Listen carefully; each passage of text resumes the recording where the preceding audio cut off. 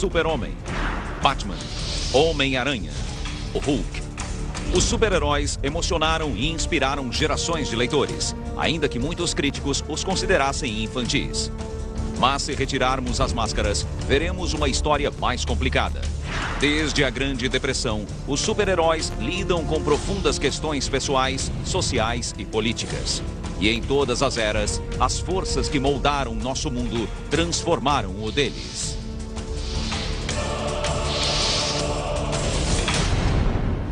Super-heróis sem máscaras.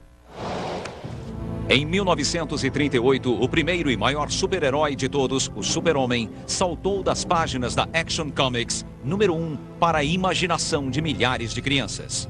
Faster than a speeding bullet, more powerful than a locomotive, and able to leap tall buildings at a single bound. Hoje, o Super-Homem é um ícone americano. E aquela revista de 10 centavos é vendida por $300 mil. Mas o Homem de Aço quase não foi publicado. Apenas 2 pessoas acreditavam nele. Seus criadores, Jerry Siegel e Joe Shuster. In 1931, there were 2 17-year-old kids from Cleveland, Ohio, who were obsessed with science fiction. Jerry Siegel escrevia as histórias e seu amigo Joe Shuster as ilustrava. As criações nunca eram vendidas, mas os 2 garotos sonhavam com o dia em que suas fantasias de ficção científica lhes trariam fama e fortuna. Nos anos 30, a nova moda dos jornais eram as tiras de aventura. There was quality in the writing, there was quality in the drawing, there was just a general air of capital Q quality associated with newspaper comics. That's what Jerry Siegel and Joe Shuster wanted for themselves. O herói de Siegel e Shuster combinava elementos de tudo que haviam lido, de tiras em quadrinhos a romances policiais. Ele seria o último sobrevivente de um planeta extinto, enviado à Terra como um Moisés espacial, com a força de Hércules e lutando pelo homem comum, o Super-Homem. Muitos anos depois, Jerry Siegel escreveu sobre sua inspiração. Eu era apaixonado por garotas que não sabiam que eu existia. Então pensei, e se eu fosse extraordinário, saltando sobre prédios e arremessando carros? O Super-Homem foi enviado a todos os jornais do país. Todos disseram não. I wrote back to them and told them this very patronizing letter that they weren't ready for prime time, that they should stay in Cleveland for another year until they developed their art style, because the art was quite crude. So much for my great editorial judgment.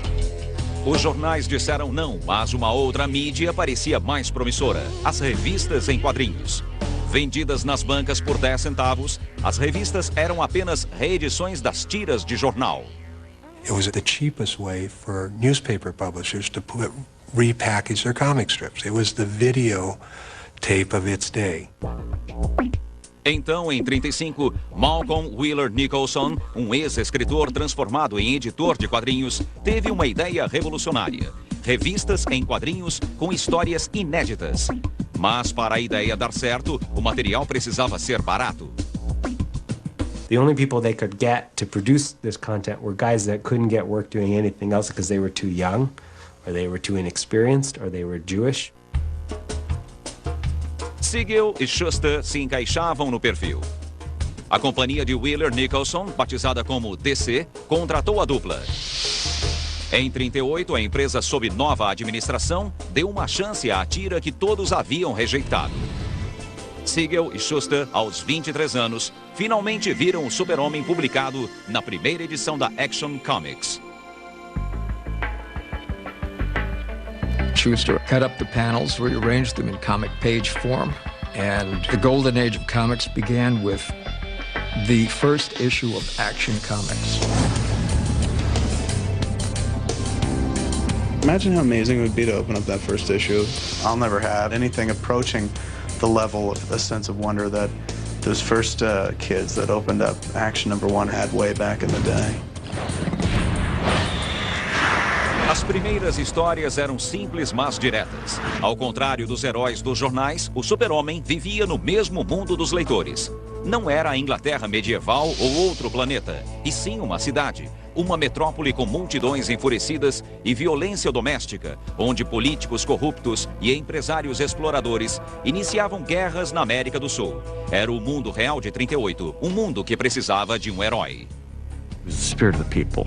He was up against corrupt landlords and vile dictators and bad generals and all that. The New Deal, of course, was an effort to try to redirect people to look to a powerful force, the federal government, to serve as their benefactor, their protector against, local and greedy, corrupt interests. Comic book superheroes were super New Dealers, like costume versions of Franklin Roosevelt. Mas o que tornava o super-homem revolucionário era seu alter ego, Clark Kent. Kent made Superman accessible. And in turn, he needed to be Kent to be human, to have access to us. Superman comes from this other place to America. He can never go back there. It's been destroyed, very much as the Europe that especially the European Jews left behind was eventually destroyed. He is adopted by this ultimate American couple. He leaves behind the vaguely Hebraic-sounding Kal-El and becomes Clark Kent, the ultimate American. Even if you don't look at him as an allegory of the immigrant, he is an immigrant. He did come to America and he did make good. A identidade secreta do super-homem era uma fantasia atraente para os principais leitores de quadrinhos, os meninos. Eram comuns como Clark Kent, mas sonhavam que, por dentro, eram heróis invencíveis. Logo, todo o país foi absorvido pela fantasia. Havia um programa de rádio do super-homem, desenhos animados, brinquedos e anúncios. Sua popularidade nas revistas em quadrinhos convenceu uma cadeia de jornais a transformá-lo em uma tira, lida por 20 milhões de pessoas. Enquanto isso, cada edição mensal da Action Comics vendia quase 1 milhão de cópias. Naturalmente, a DC queria outro herói fantasiado para aproveitar o sucesso do super-homem. Bob Kane, um cartunista de 22 anos, aceitou o desafio, ao lado do escritor de 25 anos, Bill Finger. O Batman estreou na Detective Comics número 27. Ao contrário do super-homem, ele não tinha superpoderes, e havia outras diferenças. Enquanto o super-homem defendia uma ideologia liberal, o Batman simplesmente combatia o crime. Sua história começou quando o playboy milionário Bruce Wayne, ainda criança, testemunhou o tipo de violência que os leitores da época da Depressão conheciam bem. He saw his parents killed, and now he's obsessed with symbolically avenging those murders. It's perfect, and there's no way to elaborate. You say that, and you understand the character. Batman is a fascinating character because he's so driven. Not the dude puts on, the outfit with funny ears and the cape and he goes beats crap out of criminals. It's his thought process that's behind it. Having the willpower to change his whole life and to balance being a spirit of vengeance and a spirit of justice. I think that's an immediately appealing concept. Nas primeiras histórias, o Batman era descrito como uma estranha figura da escuridão, um vingador, como se fosse um mafioso, um monstro ou um cientista louco. Os leitores adoraram. A DC tinha 2 personagens incrivelmente populares, que estavam para enfrentar uma grande concorrência. Within a few years, there were dozens, if not hundreds, of costumed superheroes with all kinds of varying powers.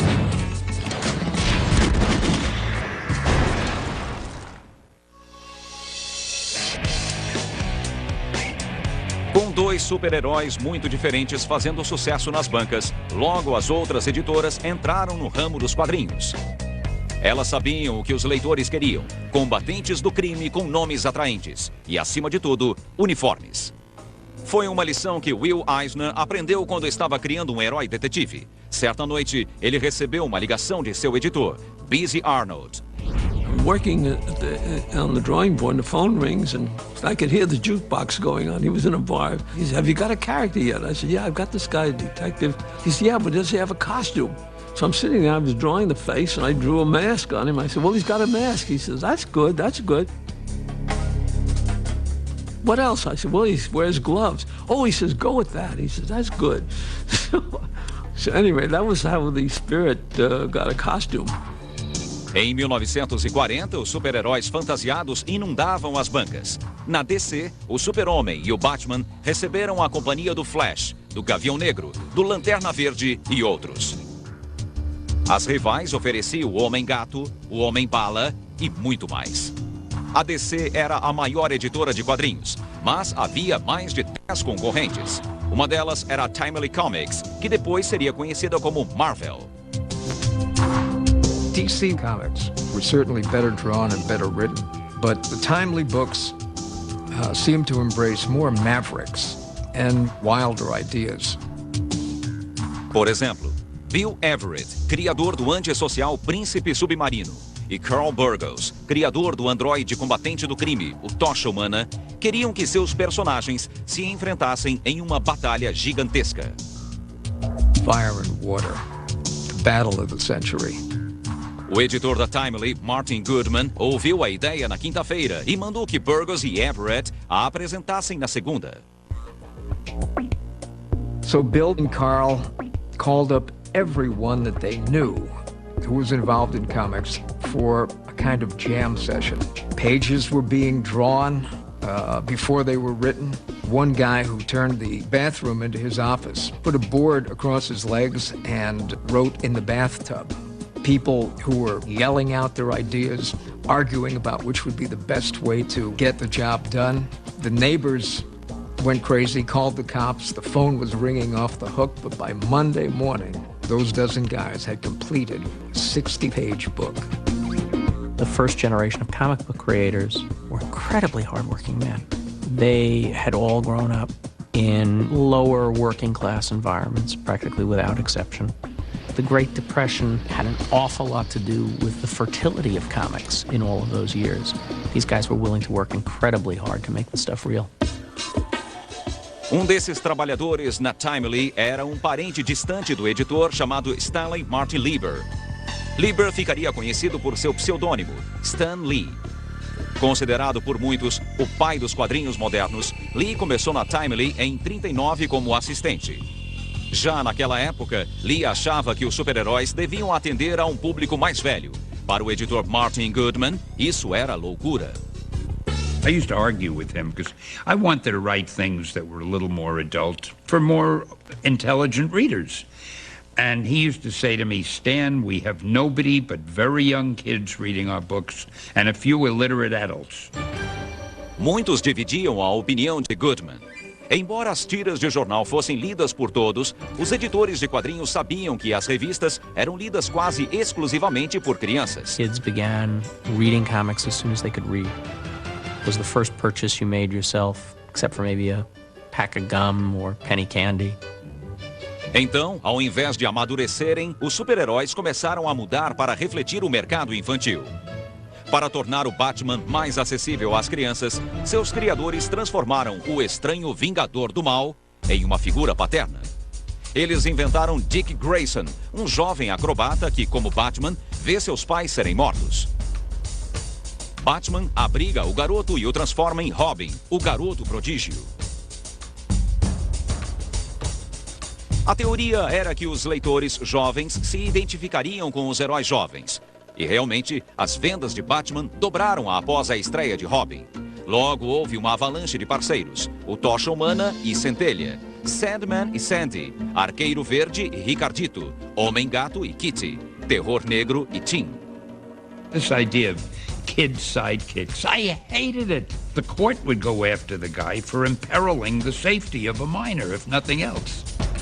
Alguns leitores se identificaram com os parceiros mirins, mas todos se identificaram com o super-herói que era garoto na vida real, o Capitão Marvel, da editora Fawcett. Criado em 40 pelo escritor Bill Parker e o desenhista C.C. Beck, o Capitão Marvel é, na verdade, jovem chamado Billy Batson. When he says that one magic word, Shazam, he becomes this big, beefy, strapping superhero.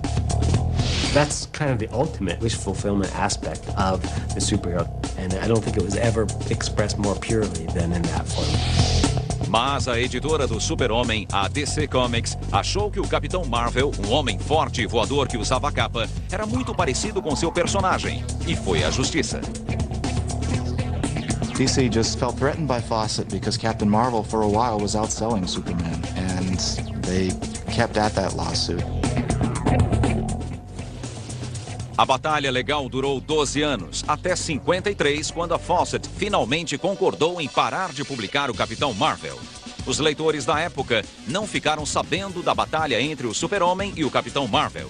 Para os garotos, havia espaço o suficiente para os dois e muitos outros. Os super-heróis eram uma forma de os leitores lidarem com a realidade da depressão. E um desafio ainda maior estava surgindo no horizonte. Os super-heróis iriam à guerra. We were fighting Hitler before our government was fighting Hitler.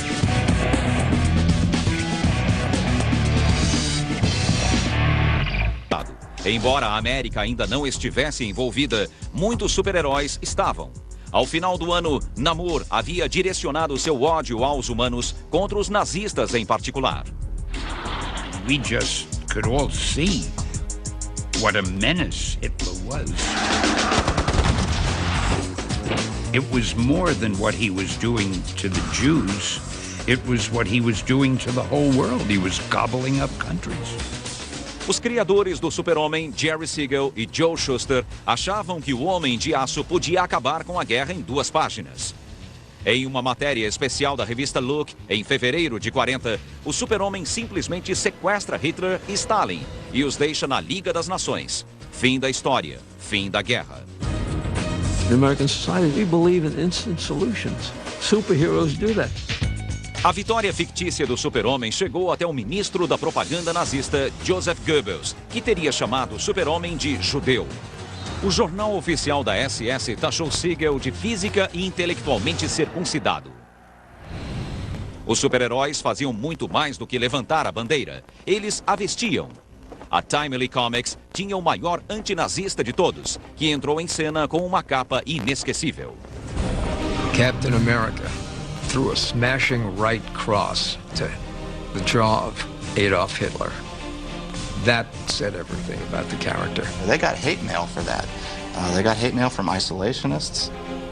Mas a maioria dos fãs adorou. Captain America exploded on the newsstand and sold out of his first issue. A história começa pouco antes da guerra. O presidente aprova um projeto secreto para criar super soldados. O frágil Steve Rogers é o primeiro voluntário. O brilhante professor Reinstein injeta um estranho líquido em seu corpo. Em segundos, os músculos de Roger aumentam e ele se torna o Capitão América. Quando um espião nazista mata o professor, a fórmula morre com ele.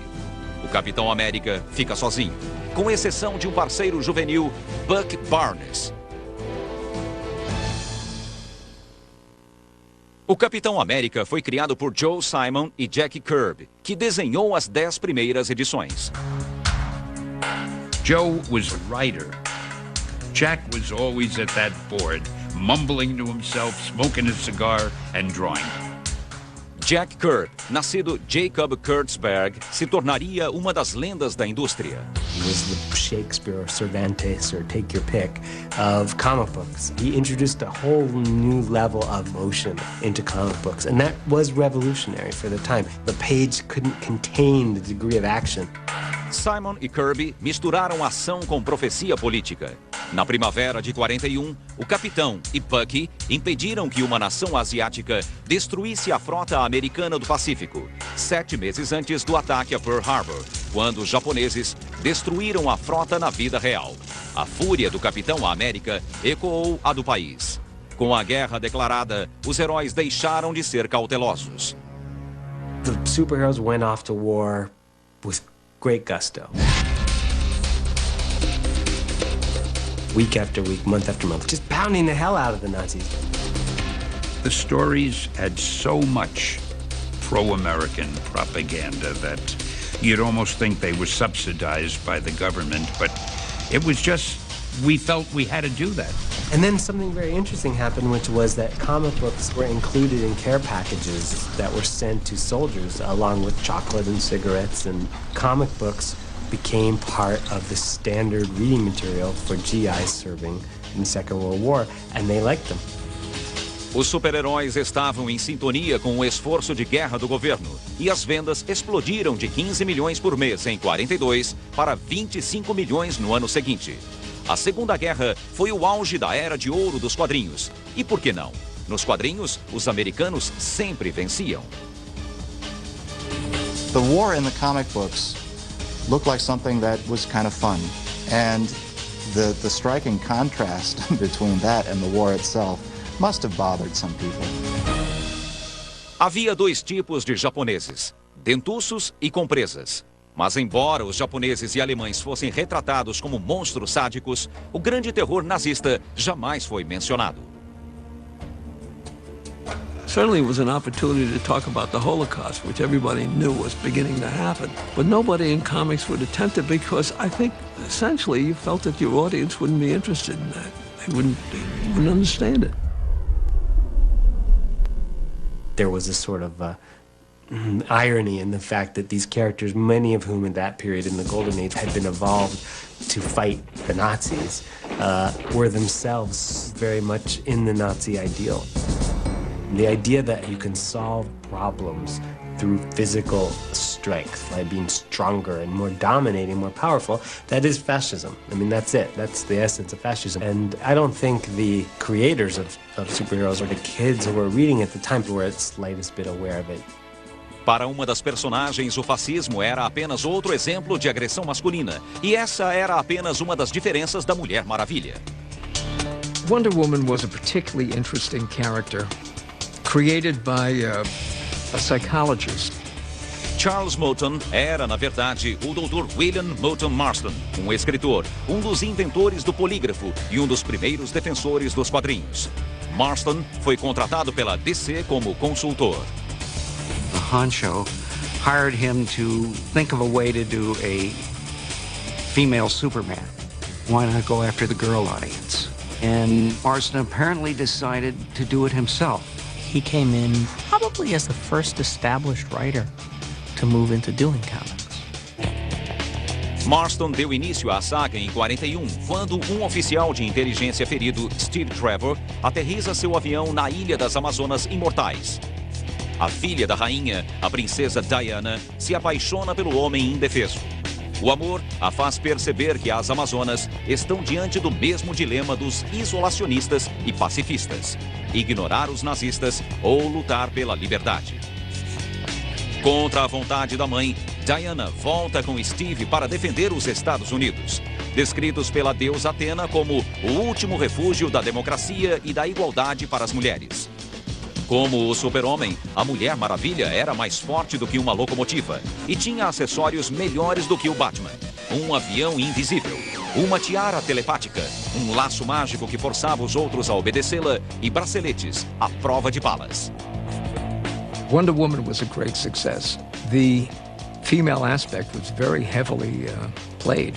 The artist H.G. Peter, however, had a very masculine approach. Artistically, it appealed to male readers. Um outro detalhe atraía os homens. A Mulher Maravilha perdia os poderes e a vontade própria quando seus braceletes eram unidos. There was definitely an S&M quality about the appeal of Wonder Woman. Almost every book was riddled with female domination, bondage, subjugation, punishment, and loads of fetishes. Back then, I guess nobody got it. Com certeza, nenhum leitor conhecia a vida doméstica pouco convencional de Marston. Ele vivia tranquilamente com a esposa e os filhos, além de uma ex-aluna que sempre usava braceletes, e de seus filhos com ela. Apesar do estilo de vida moderno, Marston dava conselhos patrióticos aos garotos americanos, pedindo que coletassem papel velho e pedaços de metal que pudessem ser reciclados para o esforço de guerra. Outros heróis americanos também promoviam a coleta de sucata e a compra de bônus de guerra. Alguns faziam até sacrifícios financeiros.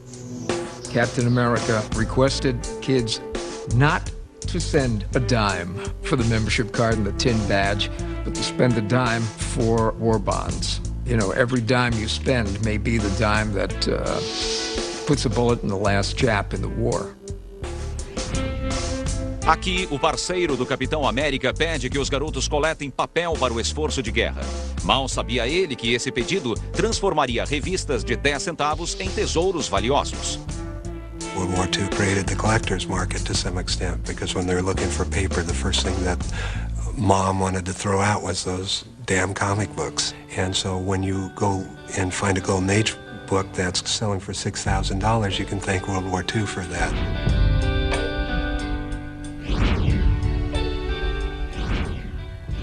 Na época, nenhum dos jovens artistas e escritores sonhava que seu trabalho seria tão valorizado. Estavam muito ocupados criando histórias ou deixando o emprego para lutar na guerra. I felt I can't be writing about all these comic book heroes and not be fighting myself.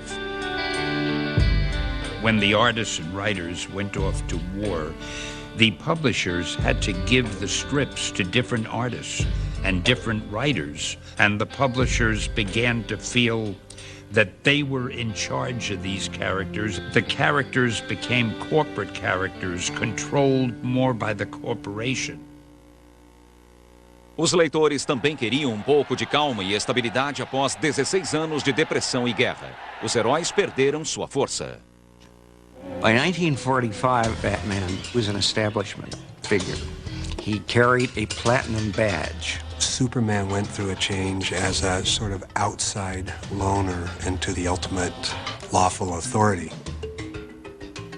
Ironicamente, quando os super-heróis amoleceram, os políticos os atacaram como ameaças às fundações do país. Nos anos 50, os heróis enfrentariam sua maior batalha.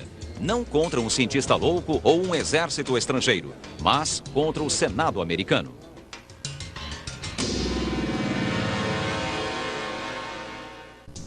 Nos anos 40, eram patriotas. Mas, nos anos 50, foram acusados de ser má influência para as crianças.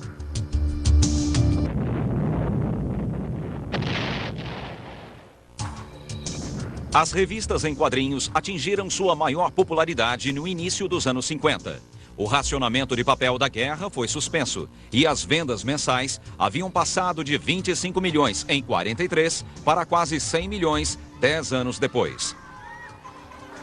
Mas os super-heróis perderam lugar na indústria.